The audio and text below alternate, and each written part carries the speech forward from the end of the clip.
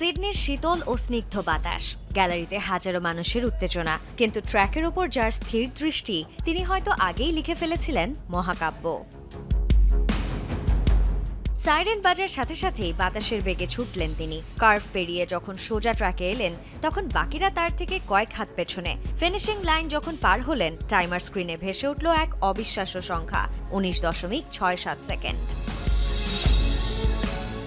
18 বছর বয়সে উসাইন বোল্টের সেরা টাইমিং ছিল 19.93 সেকেন্ড।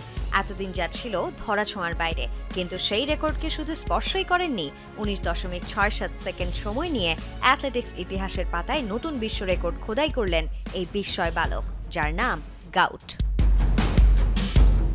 অস্ট্রেলিয়ান অ্যাথলেটিক্স চ্যাম্পিয়নশিপে দারুণ এই কীর্তি গড়ার পাশাপাশি প্রথম অস্ট্রেলিয়ান হিসেবে 20 সেকেন্ডের মধ্যে দৌড় শেষ করেছেন গাউট। তবে এখানেই থামছেন না তিনি, এখন তার লক্ষ্য অনূর্ধ্ব 20 বিশ্ব অ্যাথলেটিক্স চ্যাম্পিয়নশিপ। আমি এর জন্যই অপেক্ষা করছিলাম। আমি এখনো মাত্র 18 বছর বয়সী। আমি অবশ্যই আরো জোরে দৌড়াতে পারি, তবে মূল বিষয় হলো ধারাবাহিকভাবে 20-এর মধ্যে থাকার জন্য নিজেকে তৈরি করা। ট্র্যাক অ্যান্ড ফিল্ডের বোদ্ধারা বলছেন গ্রেটেস্ট অফ অল টাইম বা গোট হওয়ার পথে মাত্র 18 বছরে নিজের জাত চিনিয়ে দিলেন এই কিশোর। উসাইন বোল্টের উত্তরসূরি খোঁজার যে হাহাকার ছিল এতদিন, সিডনির এই ট্র্যাকেই কি তবে তার শেষ হলো? সেই উত্তর হয়তো বলে দেবে মহাকালের ভবিষ্যৎ।